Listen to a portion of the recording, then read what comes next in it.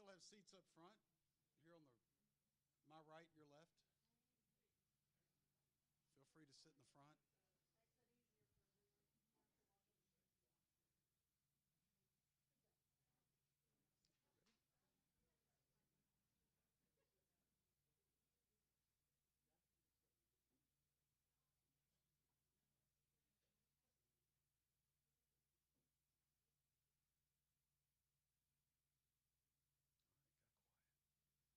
Good afternoon. Hello. Fantastic. We're communicators. Let's go. That's good. To quote Harry Connick Jr. last night from my home state, how y'all feeling? Awesome. Great to have you here. Today marks a remarkable convergence of milestones in Texas Tech's history as we gather on our university's 102nd birthday. In a year that celebrates the centennial of our first enrolled class, we're here to unlock artifacts that have been waiting patiently for 50 years. Today we open not just a capsule, but a window into the mid-1970s, a time when communication disciplines were laying the groundwork for what would become our College of Media and Communication. The artifacts we'll unveil today represent more than just objects. They're the seeds from which our college has grown. In this room, we're privileged to have some of the very individuals who were present when this capsule was sealed. Leaders and visionaries who saw beyond the horizon. For the record, we will not refer to these people as artifacts. While we prepare to appreciate the contents of this capsule, our most precious connections to that day are alumni and former faculty. These living links to our past help transform a vision into what is now a thriving college that stands at the forefront of media education. As we bridge these 50 years from departments to college, we're reminded that while technology and methods may change, our core mission of fostering communication excellence remains unchanged. Thank you all for being here today for this momentous occasion. And now, it is my privilege to introduce someone who embodies the forward-thinking spirit of those who sealed this capsule 50 years ago, our third dean in the College of Media and Communications history, Dr. Baileng Shah. Dr. Shah is an internationally recognized scholar whose pioneering work in intercultural public relations has shaped both academia and professional practice. As a recipient of the Institute for Public Relations Pathfinder Award and president-elect of the Association of Education in Journalism and Mass Communication, she brings to Texas Tech a distinguished legacy of leadership. Her experience spans from award-winning work with the U.S. Census Bureau to co-authoring one of our field's fundamental texts, Cutlip and Center's Effective Public Relations. Her impact extends through her 2023 Lionel C. Barrow Jr. Award for Distinguished Achievement in Diversity Research and Education by AMJC, and her 2022 induction into the University of Maryland's Philip Merrill College of Journalism Hall of Fame.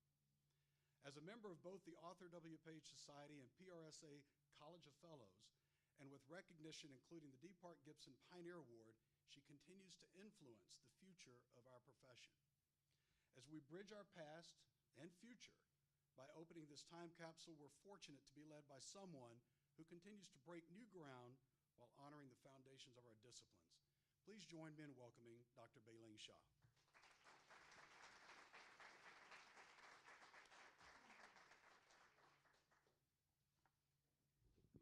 I'm really lucky that height was not a requirement for the job. Thank you so much, Chris, for that very kind introduction.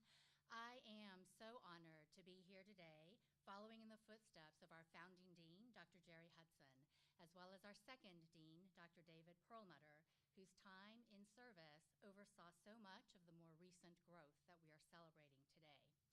I'd also like to thank our interim dean, Dr. Rob Stewart, whose big shoes I literally will never be able to fill. The history of our college is filled with giants, notable men and women who were pioneers as students and influencers as professionals. In 1925, a mere 2 days after the start of classes at Texas Technological College, students published the first edition of the Toreador, edited by Harry Montgomery, ensuring that campus news would be available to all. 8 days before the last day of classes that school year, in 1926, students published the first edition of the yearbook, La Ventana, offering future generations an important window into Texas Tech's founding year. In 1936, student Marie George became the first woman elected as La Ventana's editor. And in 1943, both student publications saw their first women business managers, Virginia Forbes for La Ventana and Josie Lee Barnett for Toreador. In 1974, Robert Montemayor became the first minority student to serve as editor of the University Daily, and he went on to win a Pulitzer Prize in 1984, the same year that Tech students won the National Student Advertising Competition. Other alumni who have won the Pulitzer include Frank Bass in 1988, Dennis Copeland in 1993, and Todd Robertson in 2010. Our future alumni, our students today, are still hardworking, eager to learn, and headed for success. And yet, a lot has changed since 1975 when this time capsule was placed. For example, we've gone from being a Department of Mass Communications to being a School of Mass Communications in 1988 to becoming a College of Mass Communications in 2000. That same year, we accepted our first cohort of doctoral students, and today we remain one of only 3 Texas universities granting PhDs in communications. In 1975, the department was housed in a 2-story building with 78,000 square feet. In 2012, we moved to this 13-story building with more than 200,000 square feet, and we changed our name to the College of Media and Communication. We've gone from 3 degree programs to 7, with the Department of Communication Studies joining us in the spring of 2015 from the College of Arts and Sciences. We've grown from 24 faculty members to more than 100 today, from fewer than 900 students to nearly 2,400 students today. And later this year, we'll be celebrating the 100th anniversary of the Daily Toreador and of the speech and debate program. So by the way, please make sure to get on our contact list for these future events to honor our student legacy of free press and free speech. To paraphrase a 1975 advertising slogan, some of y'all might remember this, we've come a long way, baby. The items inside the time capsule both remind us of how far we have come and cause us to reflect on how far we'll go in another 50 years. Our amazing alumni, represented by the items inside the time capsule, are today outstanding professionals who have left their mark on a variety of media and communication industries in the local community, across the country, and around the world. And they did that all while being ambassadors for our programs and for our values. Now, you know I've only been on this job 1 week, but already I've come to appreciate the core values of our college: our dedication to excellence in all of its forms, our respect for hard work and our West Texas work ethic, our commitment to civility and to civil dialogue across our differences in recognition of our common humanity. Because I'm new to tech, I am often asked, what's your vision for COMC? But, you know, a dean is not a dictator whose ideas are the only ones that matter. Rather, a dean is a steward of the people who make up an institution, and all our people have ideas that matter. So, the COMC vision for the future is one that we will create together at this fortuitous confluence of opportunity, the university's second century and our still developing new strategic plan, our $1.2 billion with a B dollar first ever comprehensive campaign, and the latest investment by taxpayers into our research and our teaching made available through the Texas University Fund. Meanwhile, here is what I envision for COMC: that we adapt willingly and wisely, with agility and with alacrity, to all the changes and the challenges in the current landscape of media and communication, and all the while remaining true to our core values, while also nurturing these values in a world that needs them to survive. dedication to excellence, respect for hard work, and commitment to civility and to humanity. These values will always be in style, and we are not going to box them up into a time capsule to be rediscovered by future generations. Rather, we will live these values daily and authentically as we open our hearts and our minds to continue our collective, lifelong journey of learning and of educating ourselves in the present, with appreciation for the past that brought us here and with optimism for the future that we'll create together in service to the generations to come. I'm now pleased to yield the podium to a man who really needs no introduction, but I'm going to say a few words anyway.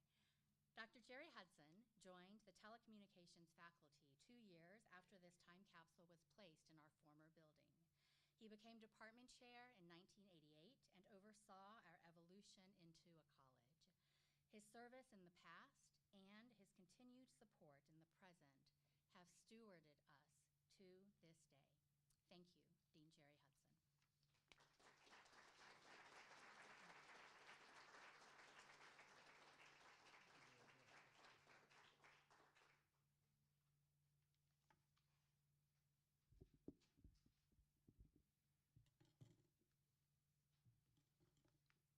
I stayed up last night watching the ball game and tried to write some notes, and they look kind of like this right here. I guess this is first interception that he threw. But after I wrote this morning, I began to think maybe I know enough that I can just kind of look at this and ad-lib it, so if you'll bear with me a little bit. But they gave me 1 hour, so if there are some refreshments back here. You know, I know we're here to talk about the capsule. Dr. Ross was the one who was instrumental in making sure that we had a building and we had the capsule. It was his goal to do that. So I wish he were here today to celebrate this capsule opening. You know, and I've thought several times, what if when we take the top off of the capsule, there's a jack-in-the-box spring that springs up? And then I thought, well, that's not anywhere near Dr. Ross's personality. So if you knew him, he was a very focused man. He was a military man. He liked to get things done.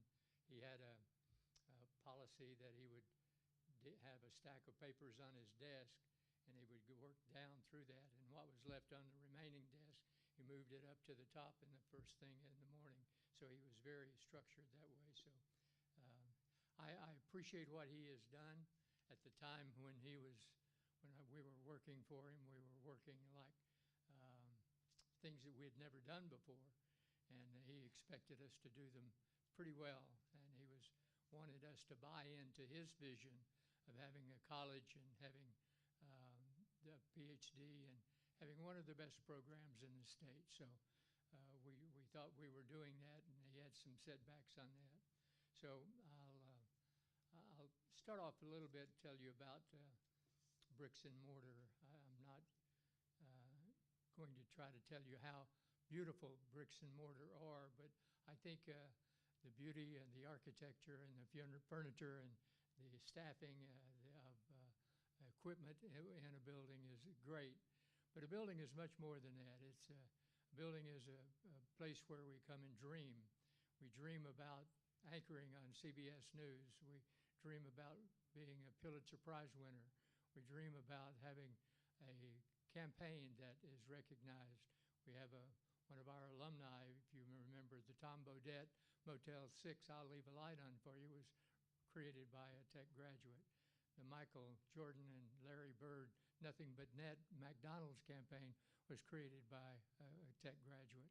And you could go on and just look at the graduates who have come through this program. And a lot of the people who came through this program came through after that building was built, and there was nothing in it. You know, I came here from Lamar University in 1978. Dennis Harp, who's here today, hired me, and Herschel Womack was on the faculty that day. So I think when we get to the building, you walk in, and I thought, they've got a brand new building. They're going to have a PhD program.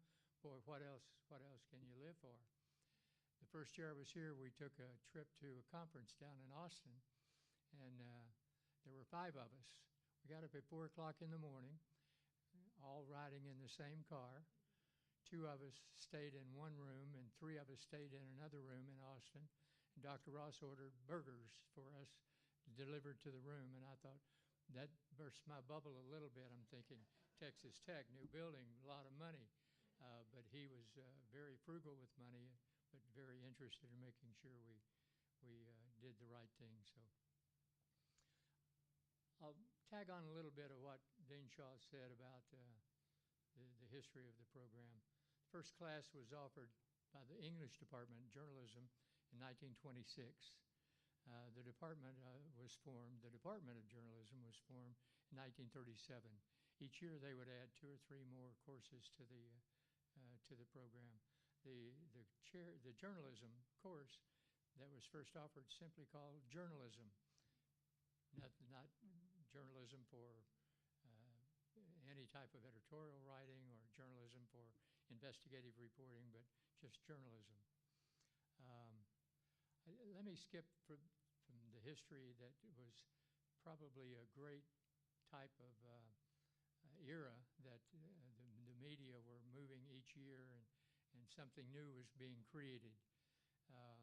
Radio in 1925 was just beginning to get a foothold. So if you think in terms of 1930 to 1960, AM radio, FM radio, color, new photography types of things coming along, television in the early 40s, color, black and white, from black and white to color, and then satellite communication and on and on. So from 1930 to 1960 must have been a great enjoyable time of trying to get a hold of what you should be teaching in college, or if you were practicing professional, what you were going to do. Printing went from black and white to color, and the evolution of photography was just astronomical. Billboards and cable, all of those things were very new in a lot of cases. I still remember the Burma Shave billboards along the highway. Any of you remember those Burma Shave? It was an exciting time, but I would imagine not very easy to keep up with. So I'll skip to 1961.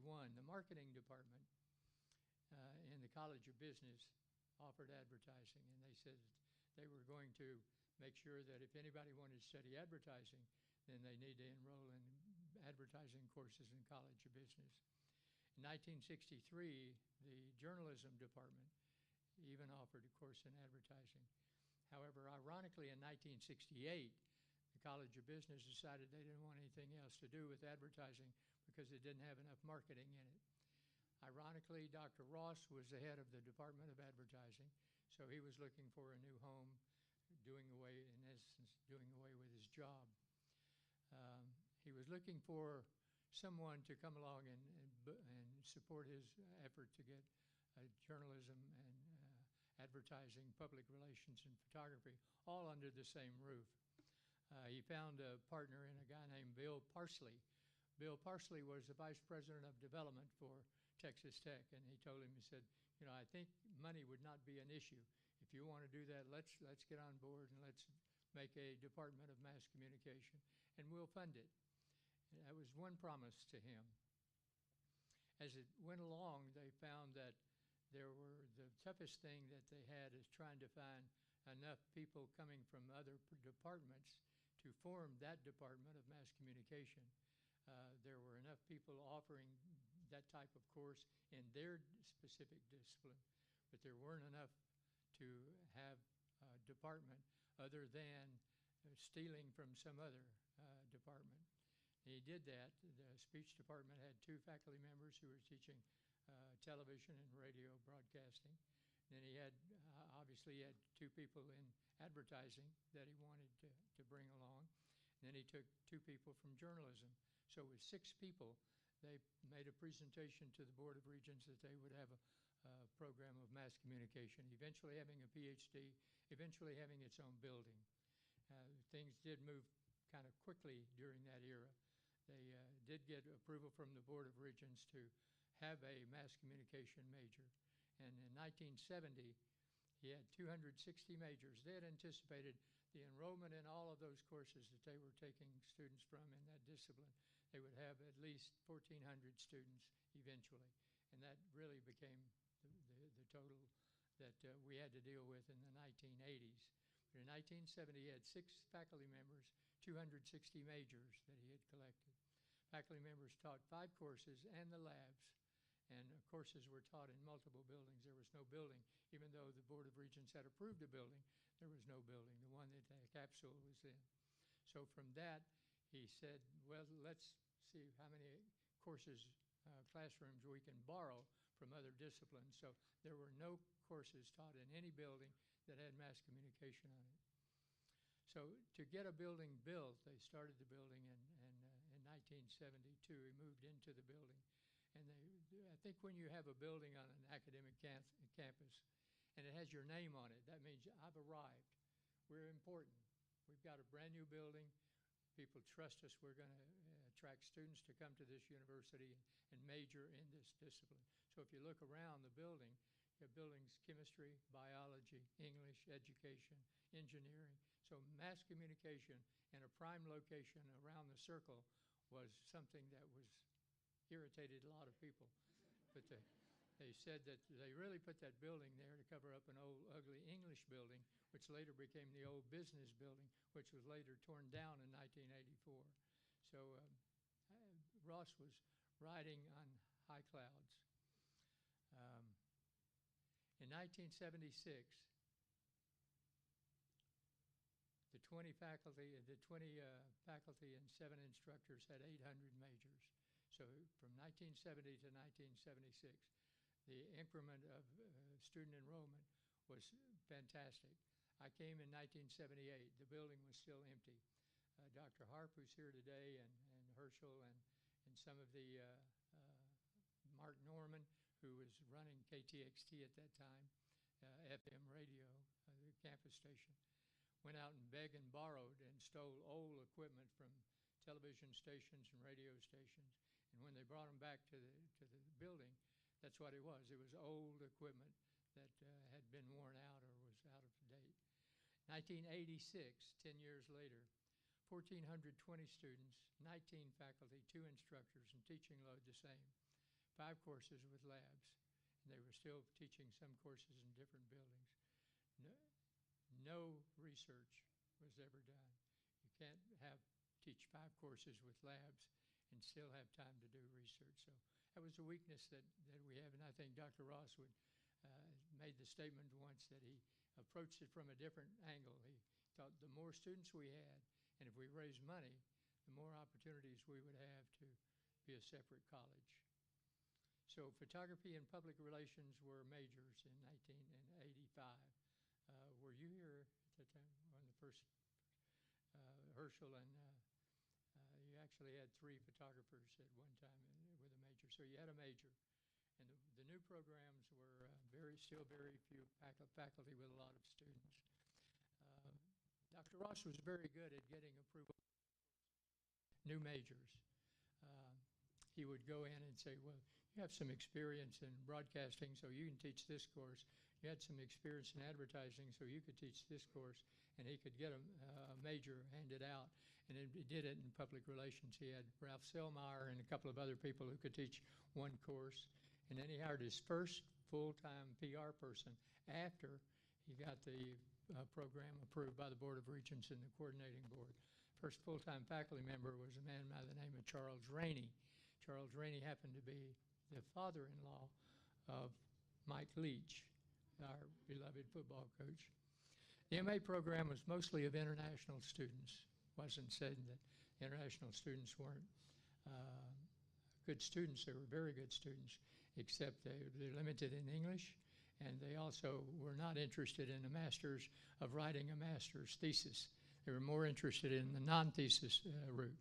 That also began to be a problem when you began to talk about, I want a college and you want a PhD. The faculty did not have the credentials, the research background, to be qualified to direct dissertations and to have a program that the Board of Regents would approve of. Dr. Ross continued to to get good feedback about developing money, raising money. Had $1 million committed to him by the Amon Carter Foundation. Amon Carter was the owner of the Fort Worth Star-Telegram, and his interest in Texas Tech was because he championed and spoke to the board of the Education Board in Austin and the legislators to let Texas Tech be in Lubbock instead of Plainview or Canyon or somewhere else. And so he was on the first board of regents at Texas Tech. Amon Carter Jr. was. He died in 1982, about 2 weeks before the $1 million was supposed to be transferred to Texas Tech. Amon Carter's sister had no interest in Texas Tech. She had other places she wanted to place the money, so she just didn't have the money. Then right after that, in 1984, he had a commitment from Frank Mayburn from Temple. The Board of Regents met and decided that they were going to take that $1 million, decided that the board had new criteria that you had to take more than $1 million to name a building in honor of someone. So they turned it down. That was in 1987. In 1987, Dr. Ross resigned. I guess he had just had his fill of it.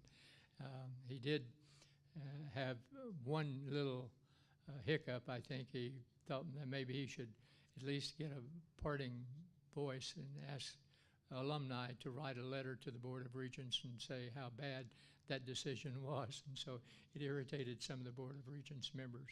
But he went to LSU. So it left moi to be responsible in 1978 with no money, no faculty, hard teaching load, and brand new that I was stupid to take that first job, I think.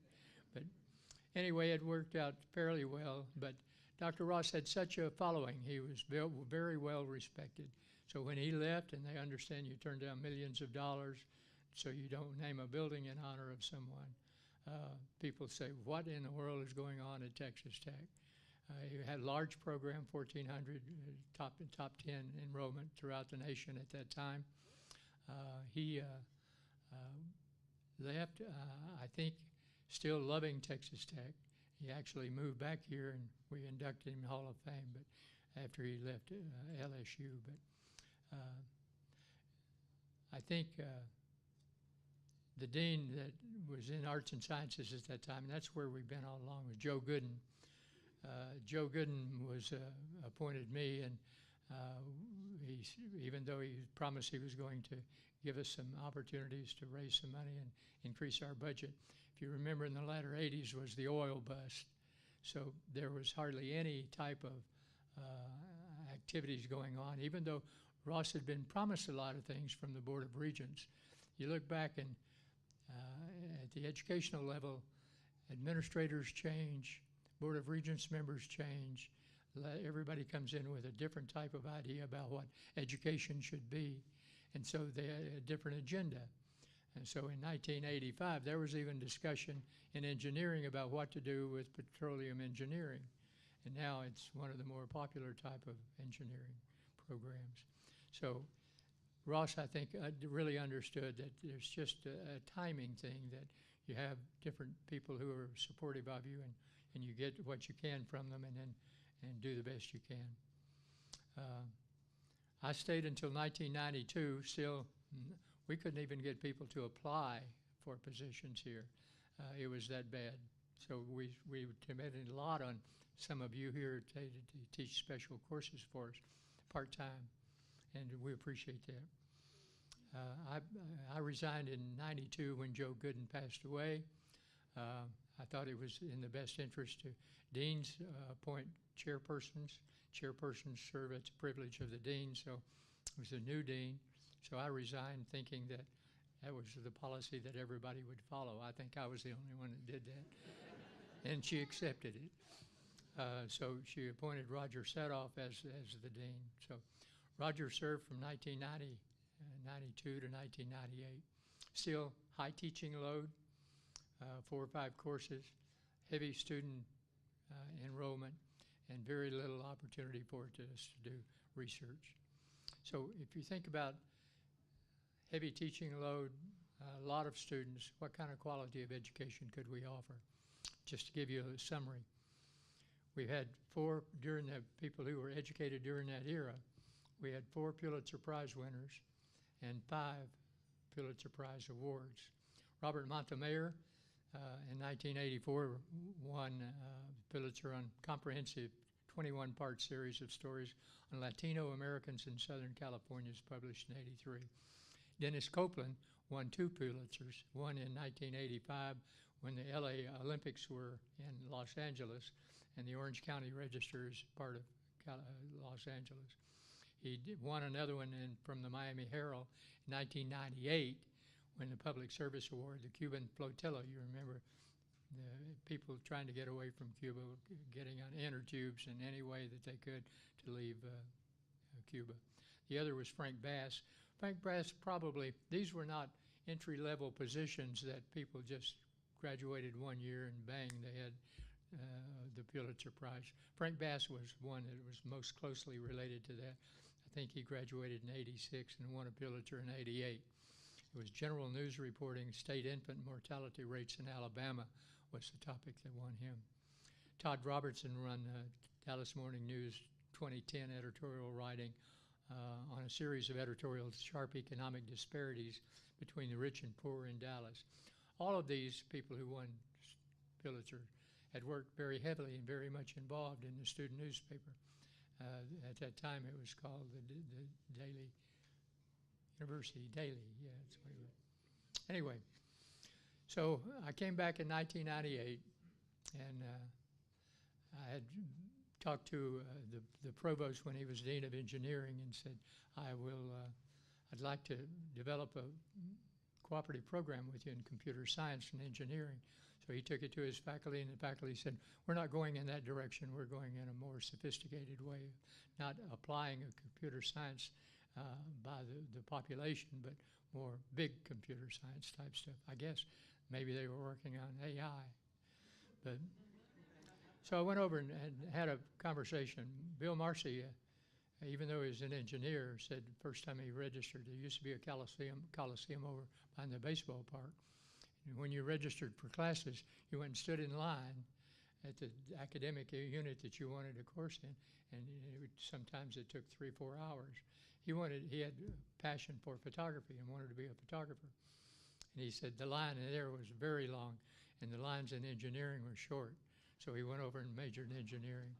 So when I walked in, I said, I want to talk to you about our program that had been promised over and over again to be a separate college and develop a PhD. So he listened to me and he said, I know that. He said, I've heard that and I've heard the complaints about it. And so he said, well, let me tell you, you're going in it in the wrong direction. It's not about money. It's about research. You can't have a college unless you have a PhD. You have to have a terminal degree to attract to have pay. And if you know anything about formula funding from the state, undergraduate liberal arts courses are the lowest funded courses. Fine arts, doctoral program are some of the highest, that in engineering. So we knew we needed to have a PhD for the sake of proving the Board of Regents getting at least a heard, to get an opportunity to be heard. So I said, well, we don't have a faculty. We have been overloaded with work, teaching classes, 5 classes, 4 classes. And he said, well, go hire them. And I said, really? So where am I going to get that money? He said, don't worry about it. He said, how much money will it take to operate the first year? If I go to the Board of Regents, make this proposal, I want to see that you raise some money to at least get you through the first year. And so I said, let me go and I'll call you back in an hour. So I went and did some math and came back and said, how about $500,000? And he said, okay. He said, go raise $500,000. We raised it in 3 weeks. And so that money, he never asked for that money back. We kept that money and used it.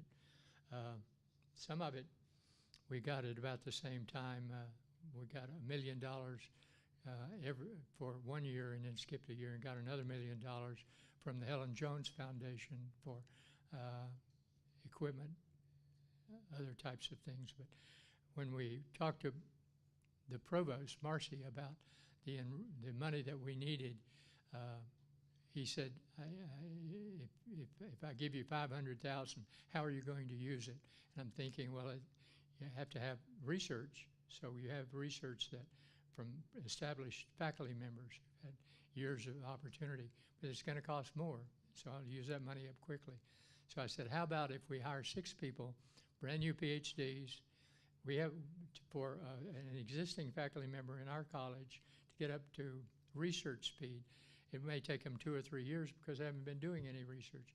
New PhD people coming out have an opportunity to publish with their professors, or they're already involved in research or something that they want to do themselves. So I said, let's hire 6 very smart potential new faculty members to come in as soon as we can, and so that we can file this application for separate school status for the college and develop a PhD program. There was a dean down at the University of Texas, Eleanor Tellis. Some of you may remember her. And so we wanted to get it through before she had a chance to understand what we were doing, because we were afraid that big UT would say, we don't want the competition. It was the only doctoral program in the state. And we did a survey of all surrounding states. There was one doctoral program that was true mass communication. That was the University of Texas. None in Louisiana, none in Oklahoma, none in Arkansas, none in Arizona, none in Colorado, and none in New Mexico or Texas. So that was the idea that we had. So we surveyed smaller schools to say, how important is it for us to turn out mass comm doctorates in your discipline at your university? Abilene Christian was the turning point, I think. They not only represented themselves, but they represented all of the other smaller schools in Texas. So that was the first good thing we did. So we hired, some of the people that we hired at that time are still here. Some left. We were very impressed with what they did, but some left and are now chairs in successful other major universities. Dr. Todd Chambers, Dr. Corey Callison, Dr. Shannon Bouchard, Dr. Trent Seltzer, Dr. Glenn Cummins, Dr. Robert Peasley, several others. All of those were part of this first wave that we had coming in. And that worked very well. We had established faculty, but as they were here, some of these people began to retire, like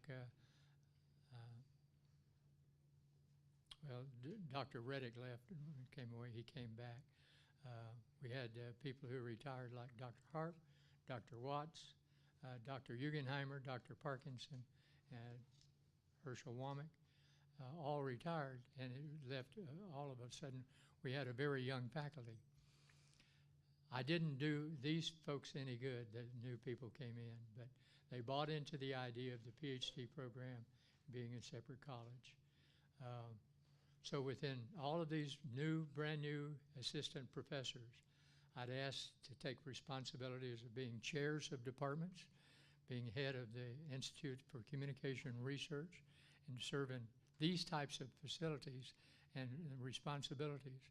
And I look back on it now, and I've apologized to them before and say, you should be here teaching a few classes, not a heavy class, not having any responsibilities, but doing your own research.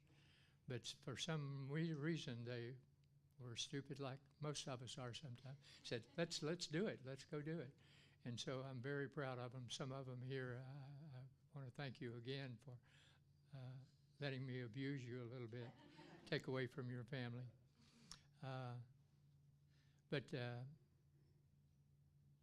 I'm so pleased and happy that we're able to raise enough money to meet the needs for the minimum amount that Dr. Marcy wanted us. But that also led us to Marshall and Charlene Formby Regents Professorship, the Hutchinson Professorship, the Morris Professorship, the J. Harris Regents Professorship, and was one of the things that we used the money for. I'll say we had a lot of help on the Board of Regents. We had 2 men on the Board of Regents who have some family members here today. Clint Formby, who is a broadcaster in Hereford, was on the Board of Regents. Clint used to brag about, I'm the only person at Texas Tech that was president of the student body, president of the Alumni Association, president of the Board of Regents. And sure enough, he was. He was the only man, but he would let you know about that, and he was proud of it. And so I love Clint Formby, and the other was Wendell Mays. Wendell Mays was a tech graduate, but his dad owned newspapers, and his granddad owned newspapers, so he was involved in some broadcast properties with Wendell, but with Clint. But they together made a great team. They bought in and supported what we were doing. So without right now, I can say without the dean's help, the provost's help, Marcy, Clint Formby, and Wendell Mays, we would not be a college still today. I think the PhD program, we took the attitude that we were going to grow small because we would be judged by the first graduates we turn out. So we accepted 5, I think, maybe even 4. Got them out, and they've done very well. PhD, we became a school in 2004, applied for PhD in 2005. It was granted in 2000. We applied in 2003 for separate school. It was granted, applied for a PhD in 2004. It was granted 2005, first PhD students. So did it all work out? Did it work out like we had planned? I asked Dr. Callison for some figures, and he said the all-time spring road for our enrollment for our graduate programs, 344 students, 350 students we've surpassed this past year. We have 52 PhD students, an all-time high. 2009, we had 47 graduate students, and the last 15 years, we had 649% increase. In the last 10 years, they had 189% increase. The second highest to the College of Media and Communication is the Whitaker College of Engineering, and they've grown 77%. There are 3 MA programs, a PhD program, and 3 graduate certificate programs. So I feel confident that it worked quite well. Again, there were a lot of people, you could just name almost anybody who were employed by that time, were instrumental in making the separate school status and the PhD a reality. And let me read off, if you'll excuse me, just for a moment. I have to tell you about some staff people. Janet Wright was a one-person academic advisor for 1,500 students by herself. And she did that every semester for 5 years. She finally quit. Annie Rulin was in my dean's office for 15 years, and he was about this tall and just a workhorse, and I love her, still communicate with her. She had a birthday recently. Clive Kinghorn worked hours and hours at KTXT FM.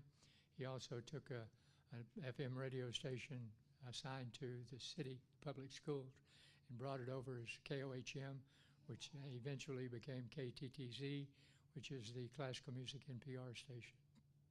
Derek Ginter has been with us with KTXT for a long while. He came over from the NPR station and has done a great job for us. Dennis Harp, Bill Dean. Dennis hired me when I came here, and he left before I did, and I'm still angry at you for that. But a person who did not leave and is still here is Bill Dean. Is Bill here? Is 56 years?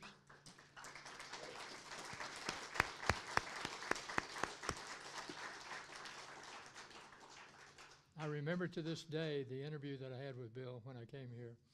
He was about to leave to go over to the Alumni Association, and he was a faculty advisor to the University Daily.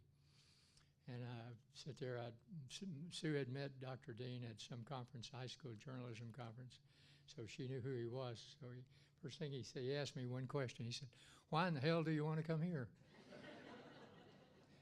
And I said, well, I'm thinking got a lot more money, which wasn't true. But I said, my wife's family lives in Amarillo. And so I think it's good that we get back to Amarillo, and I think you got a program that's going to grow. So he said, okay, I guess, because they hired me. Bill Dean and Dennis were anything that in the college that people would leave and committed to committees. You asked them to do it, and they would do it. So it was just automatic, so I appreciate that. Tamara Genter came in as the budget person and handled the money, and there had been so much turnover in staff and faculty that I appreciate. Kenneth Caffey was in the college in the old building, and I hired him just to save paper. We used to run copies of tests off. Bill Dean had an 8-page test, multiple choice, and it was run off on a mimeograph machine.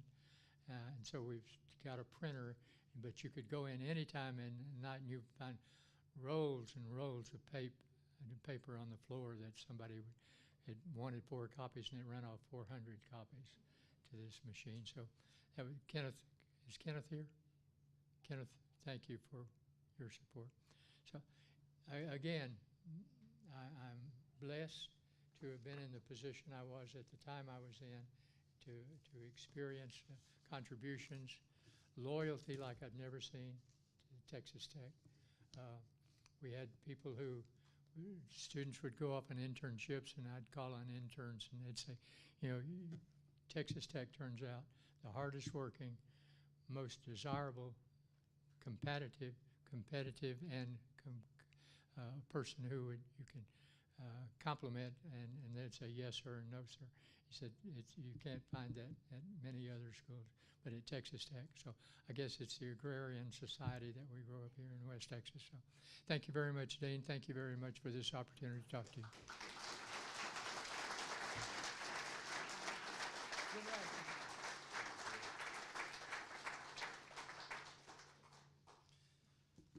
Thank you, Dean Hudson. Thank you, Dean Shaw, for the remarks. And now what we've been waiting for is to crack this thing open. If anybody saw Raiders of the Lost Ark, we're not anticipating that, but this is very exciting. We'll read off the top real quick. Can I move this, Josh? Thank you. Read what the plaque says at the top. This time capsule was originally sealed in a wall in the old Mass Communications building on August 16, 1975. That was the date the Department of Mass Communications occupied its newly constructed Mass Communications building. When the College of Media and Communication moved to its newly renovated building on September 1, 2012, the capsule was removed and placed in its current location.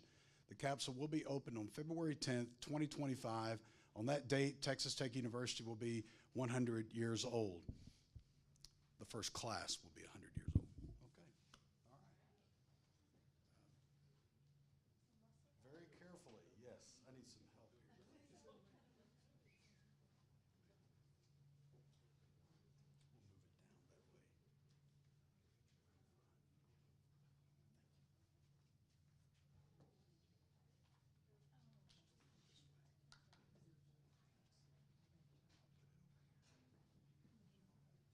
Anybody wants to come around?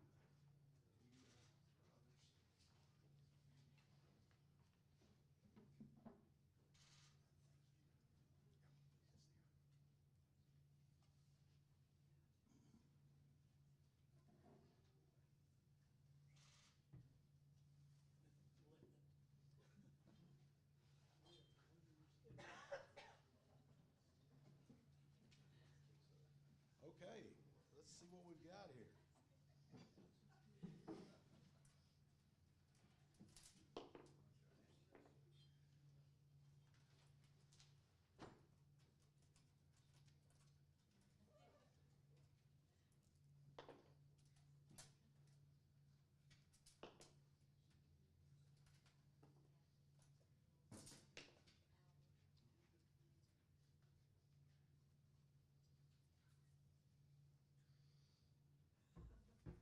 I feel like I need a drum roll. So, this trash bag didn't make it very well. That's okay. It's a hefty bag, but not 50-year hefty bag. Okay.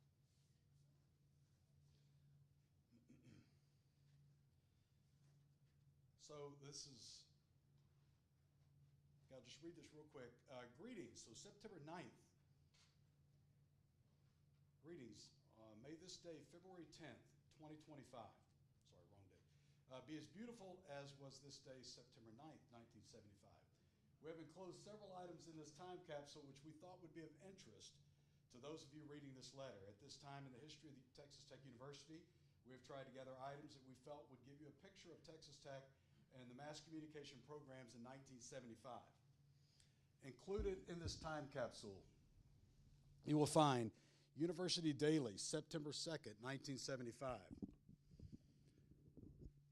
University Daily, April 1, 1975. Charter Day printed programs and tape, February 10th, 1975. KCBD TV News Script, KCBD TV News on Tape, videotape, KFYO News, and Mass Communications Week program, morning and afternoon editions of the Lubbock Avalanche Journal, list of mass communications faculty and staff, other AJ material, tape interview with Steve Coggins, student radio station manager, KTXT, and an interview with Dr. Grover Murray, president of Texas Tech University.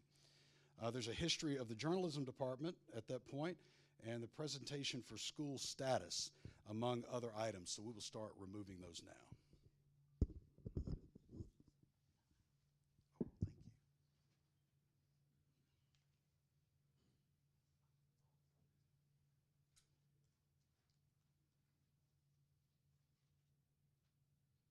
This is a copy of the Lubbock Morning Avalanche listing names of first class enrolled in Texas Technological College from 1925 inside this envelope.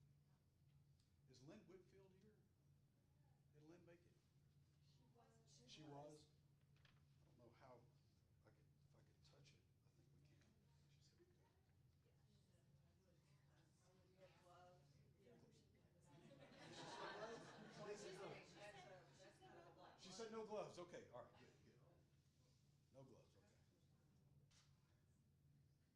So we will put this, we're going to put everything on display on the tables here for you to see. And we do ask that you just look at those. Yeah, thank you.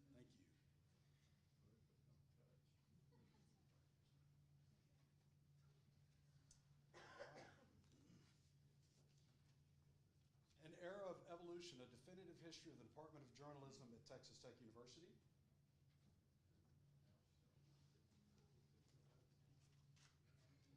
Information for School of Mass Communication proposal.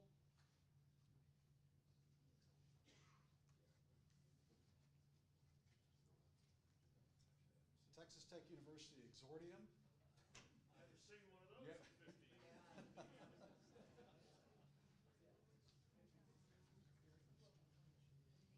Okay, because these were covered up, these look like to be in wonderful condition. University Daily 50th Anniversary Edition. It's really cool to see these. And there are several copies here. Oh wait, no, several sections. This is a big paper.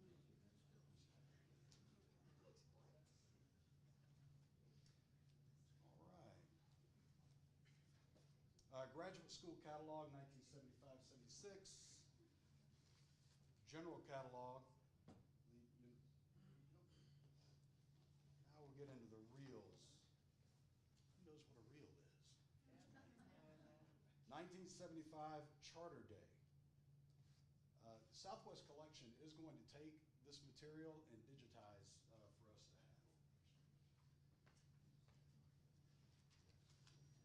Another reel, interview with President Grover Murray, who was not just a great president, transformative time in the institution, but he also wore bow ties.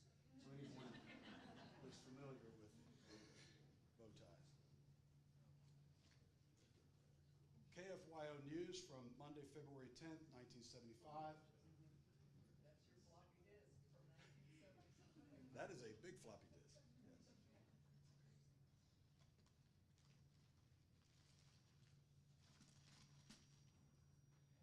KCBD TV Newscast, 6 p.m., Monday, February 10th, 1975.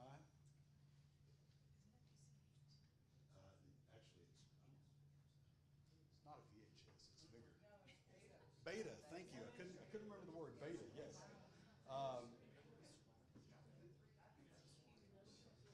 This is a reel from that same newscast.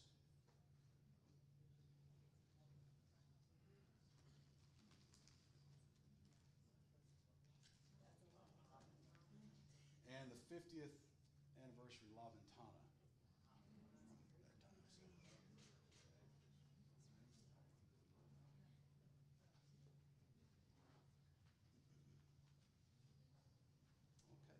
These materials are all displayed. They're here for you to come by and see. Take pictures.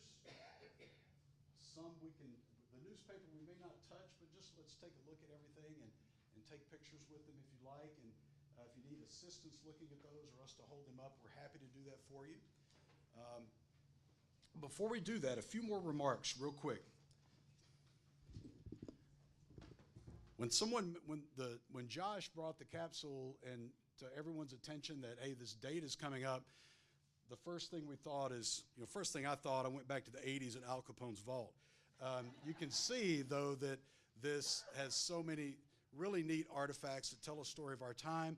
I look forward, we all do, look forward to Southwest Collection digitizing these so we can see the videos that are the reels and turn those into videos. We also uncovered a 22-minute video of the Department of Journalism. It was promotional videos. It was very well done. It's good condition. We have it, you'll see a video later today. Is that correct? Oh, it's up now. It's up now on social media, but there's a video of then and now. So we took some of that content from that video and put in, Dr. Dean's in it twice, 50 years ago and 50 years later. So he's in it twice. But really good content, a lot of neat things that we've discovered in this process. So as we move forward, we want to thank everyone for being here. We have refreshments. You're welcome to mingle. Take photos. Take photos with people. Get to meet people. You students that are here, meet these folks that were here during that time. Get to know them. Talk to them. And it's also an opportunity to talk to your current faculty. We love to talk to you outside of class. We really do. Photos with the time capsule we'll have here on the table. Sign our guest book in the back. We do have optional tours, and we have some press here. And speaking of the press, I want to say this real quick. If you're a member of the media, DT to local press to whomever's here, thank you for what you do. Thank you for covering us. Thank you for all the work that you do. Doesn't matter if you went to school here or not, but if you did go to school here, an extra thank you to you. I see Mateo over here, but thank you all for being here. And with that, that is our presentation. Please come enjoy the artifacts. Thank you.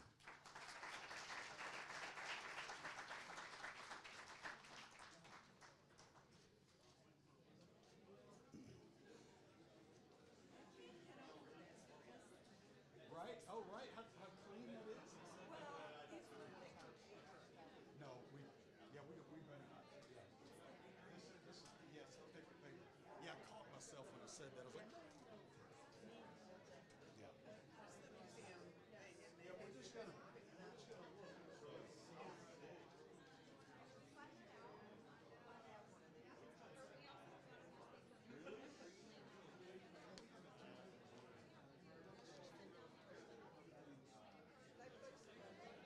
Oh, it's already spread out now.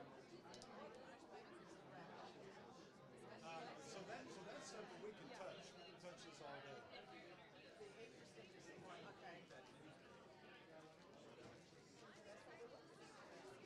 University Daily, September 9th, 1975. So that's when it was sealed.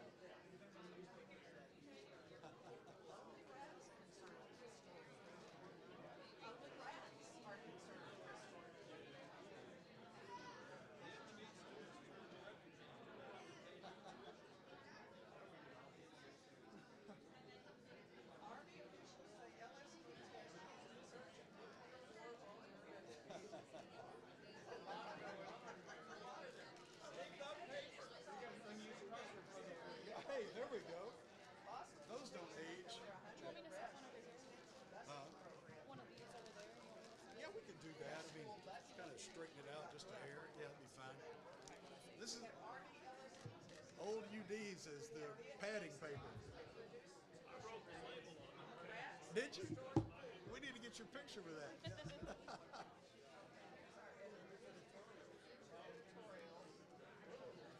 KSEL, nay. KPP, yay. Yeah, they can take the stuff that's fine. That's awesome. Input from both sides. 50 years ago, they still needed input. That's pretty good.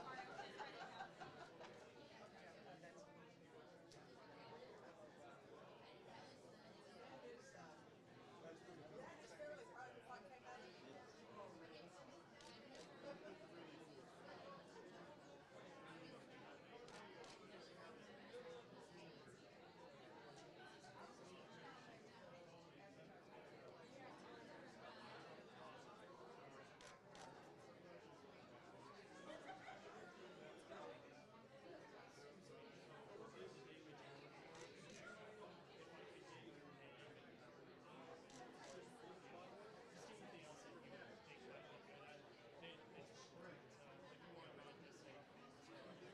Excuse me.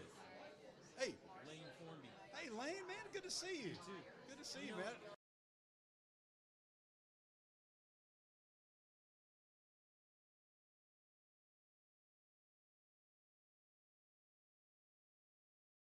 Yep, I started teaching 2011. Yep, Yeah, it was 2011. yep. And Man, then I changed programs, and then when they moved buildings, when I came back in. But anyway, it's good to see you, man. It's good to see you. I appreciate you saying hi. You doing all right? Yes, sir. Talked about you the other day because I'm doing some freelance work, and the client needs some exposure in the Panhandle, and I said, we got to hit Hereford. I know who to call. I saw that you had joined. Primitive. Yep. Yeah, just doing freelance work, contract work with those guys. Teaching. I am teaching. Yeah, teaching PR. Yeah. So, yeah, it's good to see you, man. Absolutely. Hi. This is my mom, Lisa. Chris Cook. Very nice to see you. Very nice to see you.